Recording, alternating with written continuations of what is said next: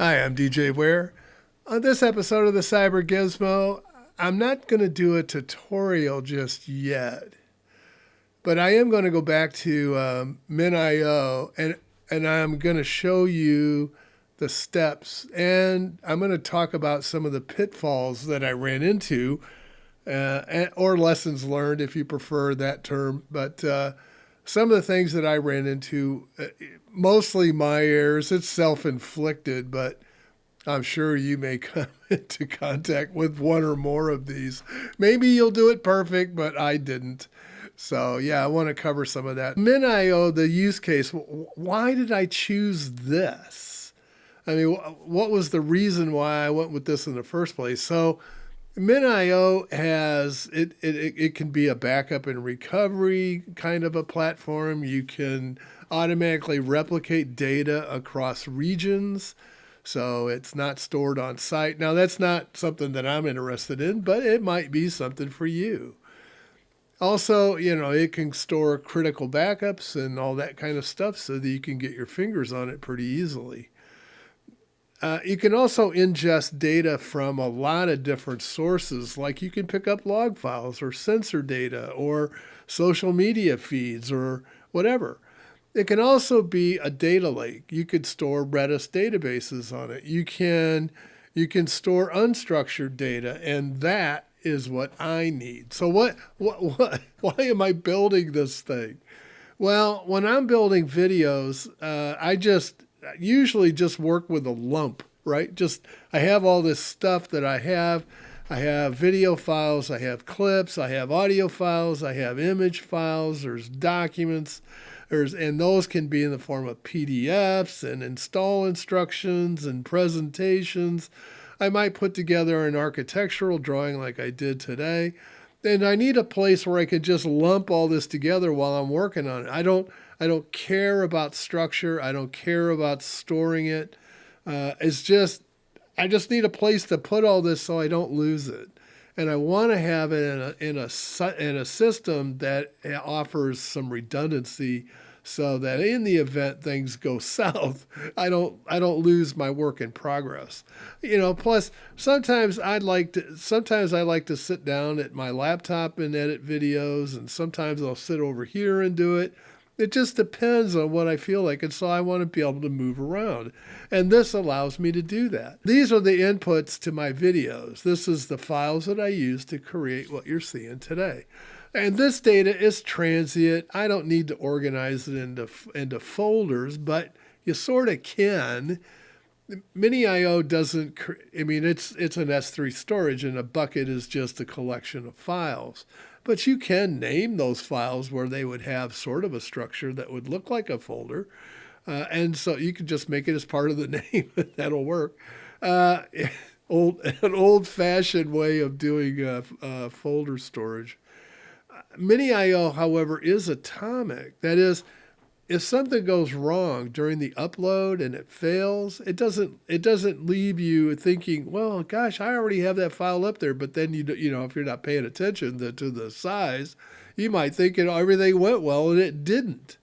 So in this case, MinIO, it's either I store it on the bucket if I get all the file, or I don't. So that really makes it handy. And just in case and things do go haywire. Tags.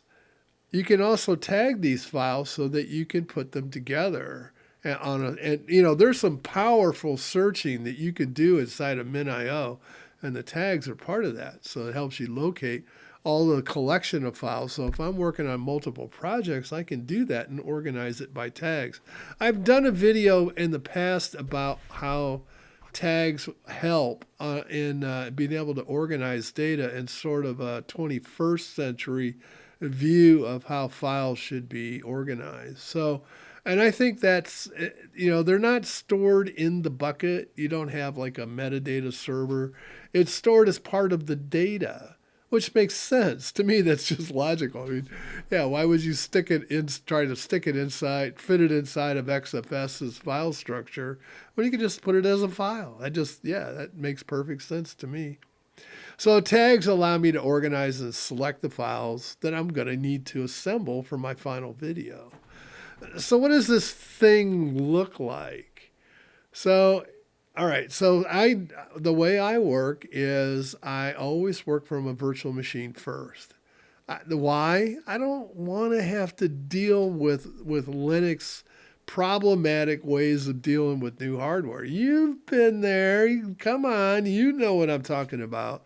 You get device drivers that don't work. You get stuff that breaks, and you get weird configurations for one distribution over another. And so, yeah, it just no. I'd rather work all that out in a virtual machine first. Then I don't have those headaches of having to worry about it. You could, if you wanted, there is a version for Docker. So if you prefer to go that way, great. I just chose to go this way. First of all, I have a load balancer, which is the HAProxy. That does round robin cycling between, I have 3 MinIO servers.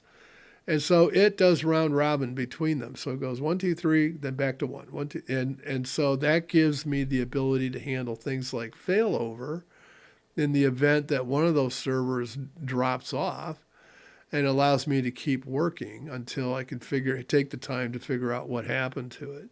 So, and then you have the second tier, you have the MinIO servers themselves. This would be the software for MinIO. This contains the API at port 9000. It also contains the web console at port 9001. So, and then you have, of course, these are XFS file systems that are mounted to each of those servers. Now, 2 things I will tell you. One, it isn't only, I've heard some people say XFS is recommended. No, I would step that up and say XFS is required. In my case, I mounted my file systems on /SRV. They recommend that you put it off the root directory somewhere. So if you want to use mount, fine. If you want to create a different platform, a different directory, that's fine too. And then you step under it. This is very similar to the way Gluster works. Gluster wants the brick underneath the main storage location. So, and now this is not a brick, this is an object store. So they do the same thing. They would prefer that you were under that SRV. I'm not sure, I know the reasons why Gluster did it, but I'm not quite sure why MinIO does it. I'll find the answer to that, but I just don't know at the moment. But that's what they recommend, is that create a directory under SRV or mount, wherever you're going to put it, I called mine MinIO. You can call it whatever you want. And then replicate that across. So I'll go through the steps on what I do. This is just what I selected. So am I going to get rid of ZFS? Oh, hell no. No. This is meant for making videos, not cataloging and storing them off for future use. This is not a permanent location or a permanent store. Think of this as a work area to produce the videos and keep things organized. And then once everything's done, I'll export it to ZFS. So no, I'm not getting rid of ZFS. So why didn't I choose Apache for the load balancer? Well, first of all, Apache is a pig. It is huge. Second, it's way too slow. In the old days, we used to use Apache for load balancers, but there was a couple of reasons for that. One, an F5 was pretty expensive to use, and those things are fast as heck, but man, I don't need to pay $40,000 for a server. Thank you very much. The second problem is Apache has not kept up with load balancing, so it's buggy. There's a lot of CBEs that have been announced, have been found in it. Literally hundreds every year. I don't need that. No, thank you. So why didn't you pick Nginx? Nginx is fast. Yeah, Nginx is fast, and it seems to be a magnet for CBEs.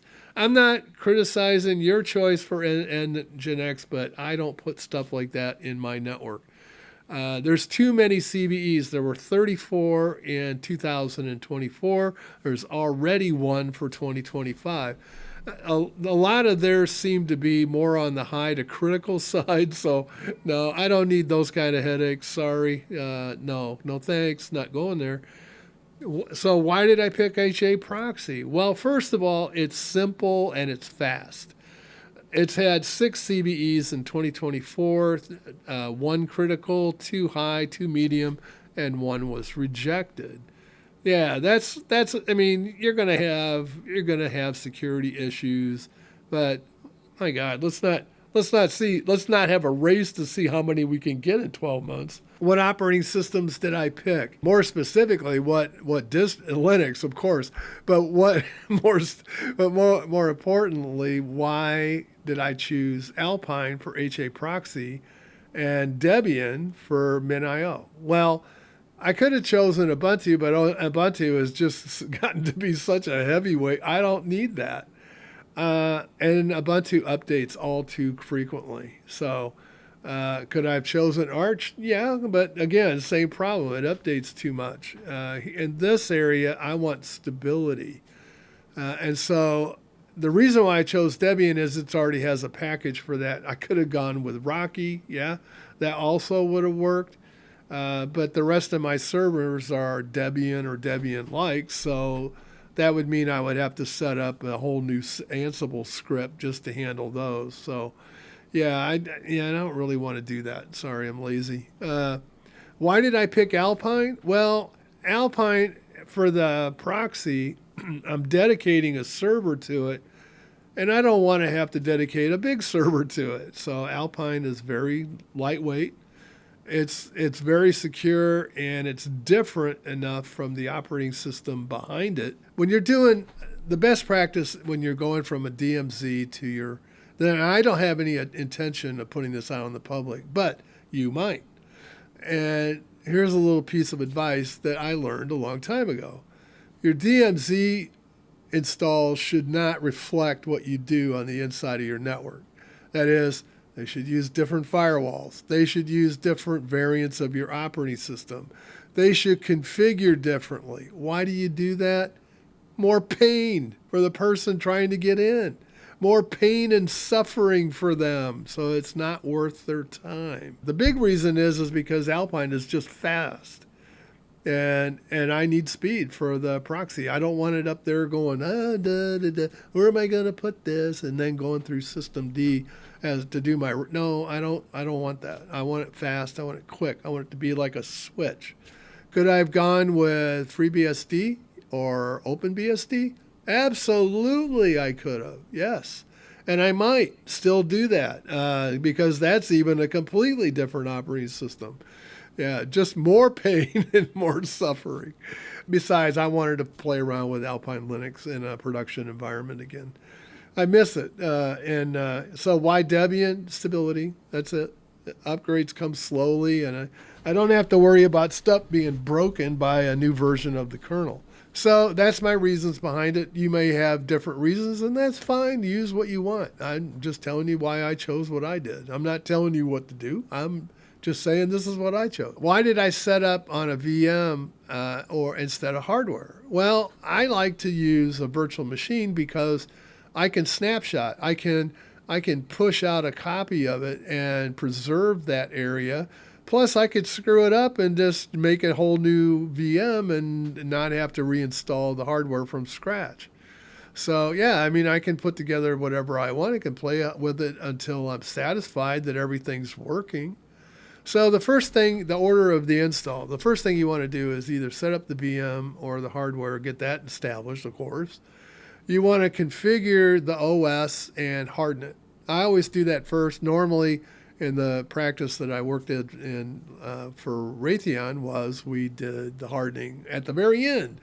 Well, the problem with doing the hardening at the very end, so there's no right or wrong here. If you do the hardening up front, that makes it more painful to install because now you got all these firewall rules in the way. If you wait until the end, then you're breaking everything that you just installed right? Until you get the firewalls in to get them working. So there is no right or wrong way. It just depends on where you want the pain. Do you want the pain up front or do you want the pain at the end when you're trying to release the dang thing? Then you need to start with the MinIO machines because you want to build from the ground up. You get those all installed. You can start to configure the MinIOs. Make sure that your XFS mount will survive a reboot, because if it doesn't, then it's not going to hold together. Your bucket will be missing or degraded. If it, God forbid it happens on just one machine, right, and the rest of them are working fine. The other thing, one of the pain. Let me go back here. So one of the pain points I ran into with this was Linux, for some reason, in its ultimate wisdom, has decided to just randomize the order of your hardware. I guess they're taking a lesson from Sun. I mean, why preserve what you last called a device when you can just shake things up like a random box and throw it out and go, oh, today it's SDA, tomorrow it'll be SDB. And then it might be NVMe 1 or NVMe 0, and they just ping. That gets crazy. So make sure you're using either the partition or the UUID to define your FS tab. I did notice there was, I think it was an Ubuntu on server when I was testing with it. They actually were randomizing and ignoring the UUID. I had to use the partition ID, and I'm like, why? It didn't matter what you put in there. It would still ping pong between two different devices. Oh, well, that's some of the strangeness of Ubuntu. So anyway, the next thing, you want to get your TLS configuration set up. And yes, you do need TLS to at this level. If you're doing a single server with maybe single disk or multiple disk, you probably can get by without using it. Now, I'm not recommending that, because you do want to secure your connections anytime you're accessing them with the web.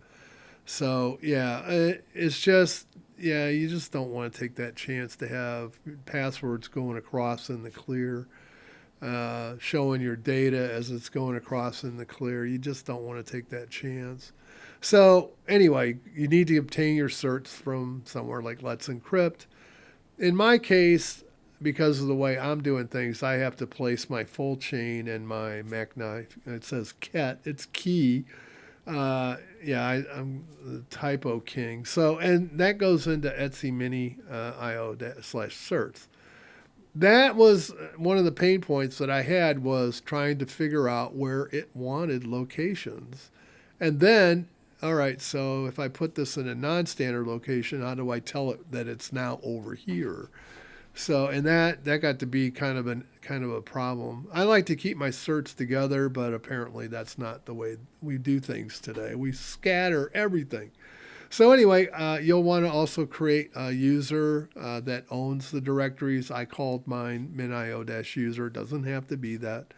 Make sure that the group is created for that user that is similar in name, of course. And then set your ownership and permissions on both your Etsy MinIO file that's used to hold your configuration, as well as your storage location for your bucket. If you're interested, I'm not going to do this unless you're interested, but when I move this to hardware, I can do a step-by-step for you while I'm doing that. But this time around, I was just trying to get things to work, and I didn't think that would be too interesting of watching. Wow, this is great. Watch him fail installing. You're doing it wrong. I don't. The next thing, and this is a lesson learned, is make sure your console address, this is a part of the file that is defined for systemd. This is an Etsy default MinIO, and there's a place in there called MinIO ops. These are the options that you pass to the MinIO service. And in there's a console address. The default is to just do a :port. Don't do that, because that will bind it to local as well as everybody. And so you don't want to do that. You want to bind it to 0.0.0.0. That way it turns off the local port and forces any load balancer to hit the actual IP address. Why would you do that? Well, because of the way certs work. You want it resolving to the same place as your DNS is pointed. If it's pointed to 127.0.0.1, TLS is going to be throwing error messages like there was no tomorrow. So, that was one of the lessons learned I had. So there you go. There's one. So, two. That's two anyway. So order of install is to verify once you're done, once you have all of that up, don't put your HAA proxy up and then figure out what isn't working. Do this step by step. Verify that your MinIO starts up on all the nodes. Try to start it. If you're using Debian or one of the others, you're going to be using systemd to manage the service. So just try syscontrol start on all of those services one at a time.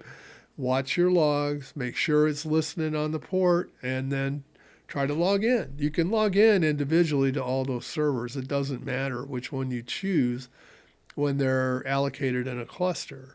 They all work equally well and independently, but they will see all of the storage. So just verify when you do log into the console, when you do that, your TLS is working, your browser isn't throwing a fit and sending you to a place that says, well, you're something bad happened. So you don't want that. Then if that's good, log in, verify that TLS seems to be locked, that you're good. Make sure you've got a good lock. And then create a bucket, upload a file, delete a file, and maybe if you want, delete the bucket again. But just make sure you can do all that from the web console. That is indicating that all of your cross traffic between MinIO and your other clusters is working. You can go down and you can check your monitor and you can look to see if they're up or not. But yeah, you can check all that stuff and make sure it's working. So just make sure that MinIO is starting up on all the nodes. Then you'll want to install the MC utility. The MC utility basically is a command line utility that allows you to administer your servers. Yeah, you can upload files. You can download files from it. You can create buckets with it. There's lots of stuff you can do with MC. And guess what? MC doesn't have to be installed on any of the servers that are on this. It could be on your laptop. It could be on a completely different server that's running a completely different variant of Linux. It can be on a Mac OS. It could be on Windows. You can put that anywhere you want. But you'll want to configure, there's a thing called an alias, and that gives you a short name that defines where your actual URL is going. So you'll want to do that, just because, unless you like typing a lot. I don't, so yeah, I would create the alias. You can then go through with MC and repeat the same kinds of things you did through the web console. Try to create a bucket, try to upload a file, maybe delete a file, maybe, all those kinds of things. At this point, once you're sure that your base underneath is working good, now you can go and break it again by installing a proxy, the load balancer on top of it. So in my case, I installed Alpine. I explained why already. I used extended mainly because I prefer the persistent store. If you prefer the RAM version only, that's fine. Then install standard.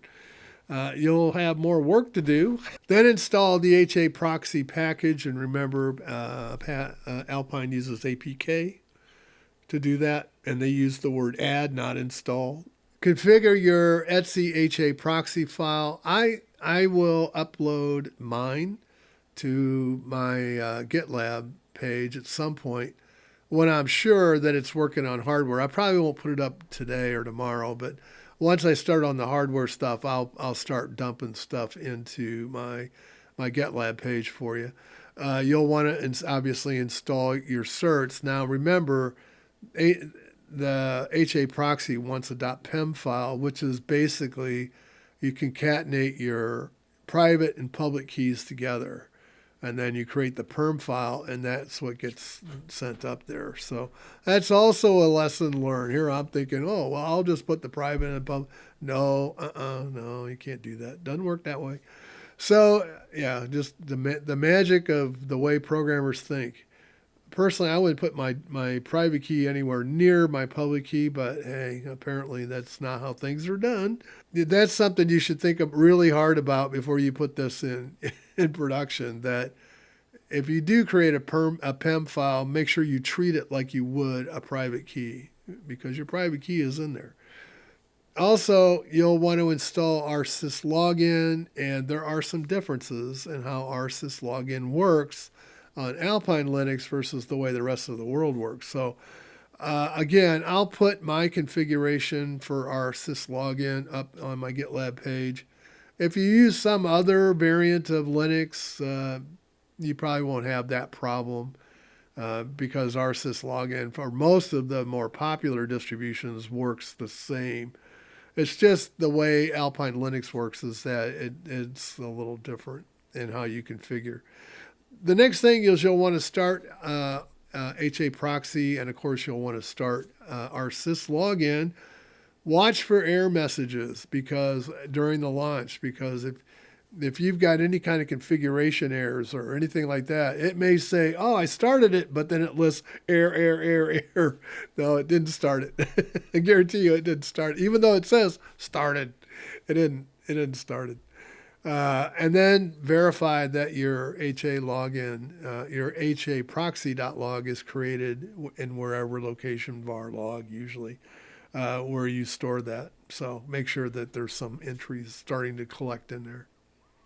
I used curl to validate initially both my routing and my TLS connections because the browsers don't usually, I mean, unless you dig into them, they don't usually do it. They don't give you a lot of valid clues as to what's really going on. But if you use curl, you'll see the whole handshake exchange. You'll see everything that's going on under the covers, and it makes it a lot easier to pinpoint where you've got a problem. And that this was my third area of lessons learned. So yeah, try a few times and see if the round robin is directing to the different servers. It should go, my first connection will go to the first server, the second connection will go to the second and third, and so forth. So you can open up different windows and it should have enough of a different context to switch. I went so far as to test on Firefox, Brave, and yes, Chrome, even though I don't use Chrome. But I made sure that all three of those were working. And you'll find that, oddly enough, Chrome is the most forgiving. Firefox is the least. Brave is kind of in the middle. So it's sort of like Mama Bear, Papa Bear. Yeah, anyway, fine. So if you really want to find all of the errors, go start with Firefox. Yeah, it'll show you. It's the thing that pointed out that I was trying to access the local host and not the MinIO host. When you get all done with and you're satisfied things are working, this should go without saying. And it's okay to back up anytime in between too. If you want to back up during milestones, like, okay, I got my first MinIO server up, great, I'm backing it up. That's fine. That's a good idea. I did that too. That's exactly what I did. But definitely at this point, back up and make sure that the backup is readable. Don't leave that step until you're absolutely sure that you can recover. Don't wait until you need the backup to find out that you can't read it. That's not the time to find out you've got a problem in your backup system. The next thing I'm doing right now is planning how I'm going to stage my migration from the VMs to hardware. It is, MinIO is both simple and complex. It's simple in its setup, but it's complex in its execution. So if you're considering something like this, I would strongly recommend reading the effing manual, RTFM, because that will give you a lot of hints as to ways to do things. I did that, but I still made mistakes. So let's answer a couple of last minute questions so that you might have. Can I mount a MinIO file system on Linux? Yes, you can. It uses Fuse. Not recommended. I would just you can file transfer. There's ways to do the movement through the MCs. That's the way I would handle it. Do it that way. And you can script it. You can make it automated. There's lots of ways you can handle that. You can also share it out so that whatever files that you have marked in your bucket, well, let's put it this way, whatever bucket you have marked as being shareable, nobody has to log in to get to that data. It's just like going to a public a public Dropbox. That's what I like about this, is that I can stay inside of these four walls and keep my files private. I don't have to worry about forgetting to turn a password on the S3 bucket on Amazon and having it, everything available to everyone in the world. So yeah, a bunch of video files that no one would care about, right? Who is this guy? All right, so that's all I had for today. I hope you enjoyed the video. Please like and subscribe. Hope to see you again real soon, and bye for now.